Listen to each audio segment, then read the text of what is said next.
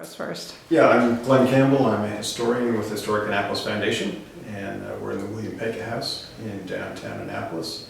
This room is called the Hall. This would have been sort of an informal reception space for the Pacas as they lived here in the 1760s and 70s. All of the paint colors that you see on the interior spaces in the Paca House are based on paint analysis that was done when the house was restored back in the 1960s and 70s. So this is a Prussian blue that you'll see on the trim color in here. It's in a couple of other rooms, and it's the main.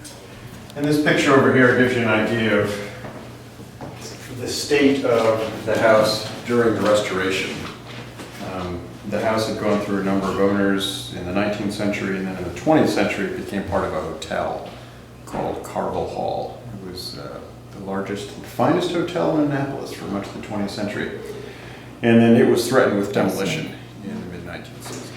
So in the 18th century, this would have been the Paca's primary entertaining space.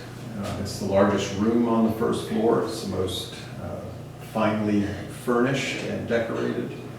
And the whole point of this room, just like the sugar subtlety in the dining room, would be to impress your guests, to display your wealth, your sense of fashion and taste.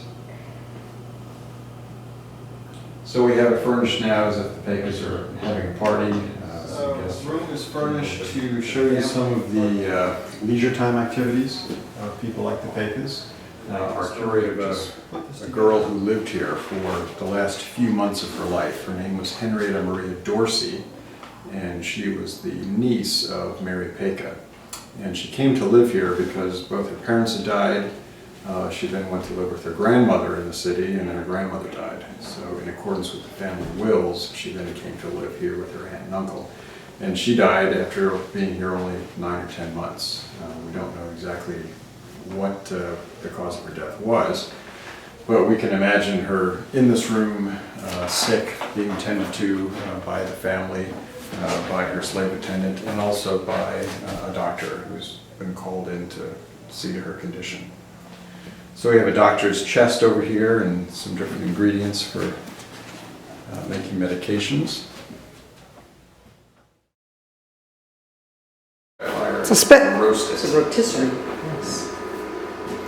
Well, this is the restored kitchen. It's obviously a kitchen to us, but it wasn't so obvious when the house was being restored in the 1960s. The fireplace had been bricked in at some point, so the architects who were working on the restoration were able to see where the archway of the fireplace began. So they were able to reconstruct it based on those clues that they found. Over in this corner, archaeologists working on the restoration found the remains of a drainage system. There had originally been a basin over in the corner, and any really noxious kitchen waste could be poured down into a drain, and then the wash water would be sent down after it to try to. We have a reproduction of a clock jack. This would be used for turning a spit before a fire automatically. You would put a crank on here and crank it up. That would raise a weight over on this side. And then you set it in motion, and that starts to turn a chain which turns the spit in front of the fire. If you didn't have a contraption like a clock jack, you would have to. Yeah, that really gets up to speed there after a while.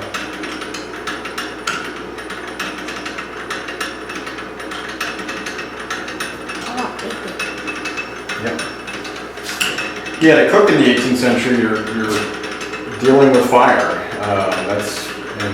And how to regulate the heat of that fire. Something like a haunch of meat you could put in front of an open flame. Something like bacon, you would want to pull some coals out from the fire.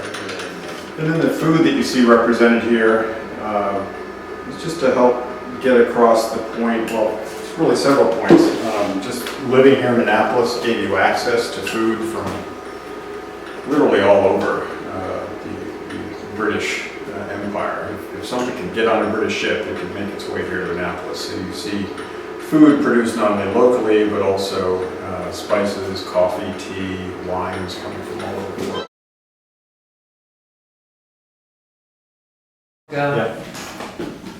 That's supposed to represent a marzipan hedgehog with some slivered almonds as the quills. And then some other dessert courses out. We have some marzipan fruits and some colored jellies over on the table there. Is that green apple soda? I mean, green apple stuff? Well, it's a green jelly, but you want to guess how that might have gotten its color back 200 years ago? What flavor it might be? Apple? No. What else might be green? I give up. Today it might be a lime, Ugh. but back then it was probably spinach. So once you get in behind the house, you then see the garden with the formal terraces up close to us. And then the far part of the garden is called the wilderness, where it's less formal, less richly structured. But this is the area where the hotel stood for much of the 20th century. It was a 200-room hotel addition that was tacked onto the back of the house, and it took up most of what we see here now. So once the hotel was taken down, archaeologists came in to try to determine how the garden had originally been laid out, and they were able to reconstruct the terracing. The wilderness section of the garden was reconstructed using the background details in a portrait of William Paca. There was a portrait done of him in 1772, and off to the side you can see the original summer house, you can see another outbuilding, you can see the lattice-work bridge. And so working together, the archaeologists found the locations of those original buildings, and then the details in the painting were enough to be able to reconstruct them on the original sites.